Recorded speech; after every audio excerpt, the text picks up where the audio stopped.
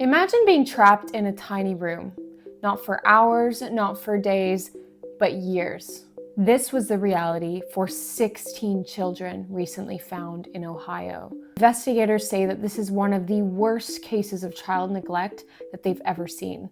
Hi everyone! If you're new here, hi, my name is Meg and welcome to my channel. We cover true crime, mysteries, scary history, and so much more. So if that sounds interesting to you, make sure you subscribe. While you're at it, comment down below telling me where in the world you're watching from. Let's get into this case. This case takes us to Hamden in Ohio. This is a tiny community, one where everyone seems to know everybody's business. Rolling hill, forests, long country roads, a population of only a few hundred people. One house in particular was up a gravel driveway and it looked pretty neglected. On the 30th of June 2026, deputies from Vinton County Sheriff's Department go to the home. I'm not even going to call it a home. They go to the property. Now, they were not going because of the children. In fact, they were going for something completely unrelated. It was involving one of the adults that lived in this home. As they approached the property, they realized something wasn't right. Because inside the house, they found children. Not one, not two, but 16. Their ages ranged from 18 months to 18 years old, and many appeared to be pretty underweight. And several of them struggled to even communicate with the officers. It got even more disturbing when they realized where the children were living. They were living in a tiny room that was about 12 by 12 feet.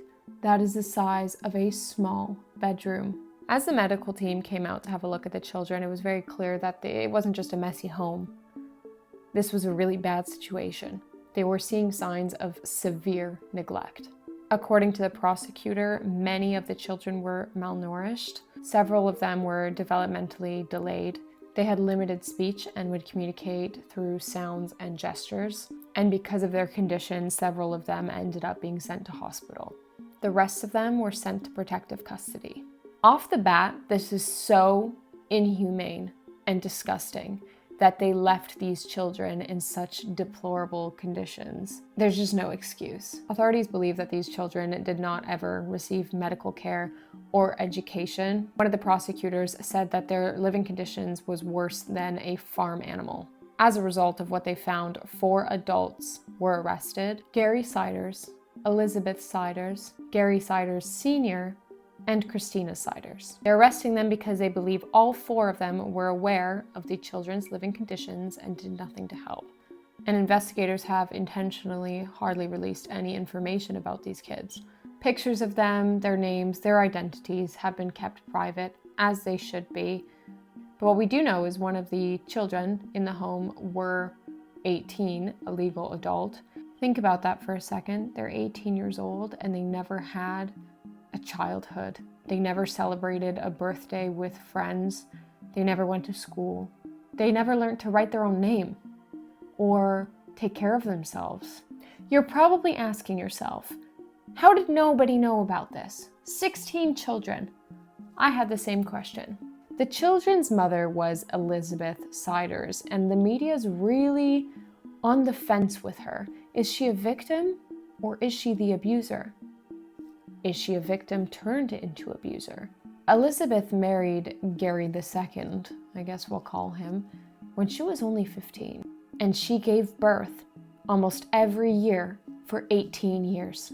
They were allegedly moving between rural areas to avoid state birth and school registries. And investigators believe that they lived a completely isolated life because, I'm sorry, if these kids were going to school, to a doctor, if they had friends, somebody would be like, oh, something's not right here.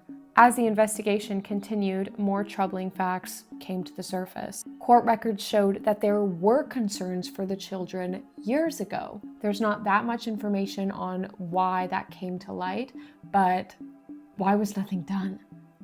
We see this time and time again. These children could have been rescued years earlier. The earlier you rescue a child out of this situation, the better their chances are on the other side of it. A situation like this causes permanent damage to a child. Elizabeth, Gary, Christina, and old Gary, creepy Gary. By the way, can we just talk about When I saw his face on my phone, I literally was like, ooh, damn. Sorry about it, Gary. Actually, no, not. You abuse children. Are being charged with quite a few things. Numerous felony charges of child endangerment, and because of the age ranges of the children, that just stacks it up as well. All of them have pleaded not guilty. So under the law, they are presumed innocent until proven guilty. So what is happening with the children now? This is the same question that I had. The 16 children were removed from the property, like I said. A lot of them are receiving medical care, nutritional support, and psychological assessment. Recovery for them will not be overnight. It will be an incredibly long road, and the older they are, the longer it's going to be. Some of them probably will not fully recover.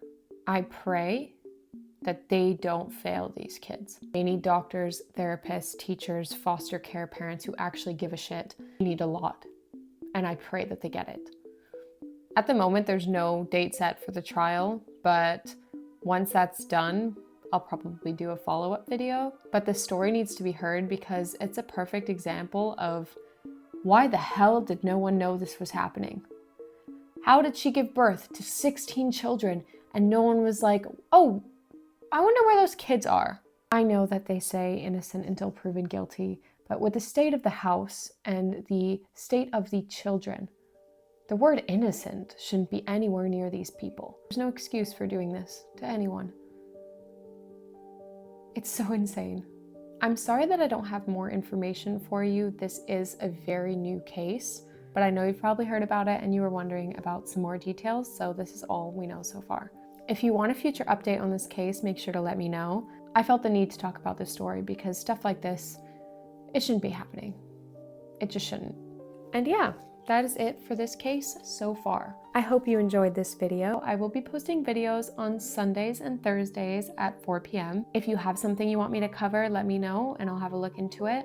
And I will see you in the next video. Please don't forget to like, comment, and subscribe. See you later. Bye.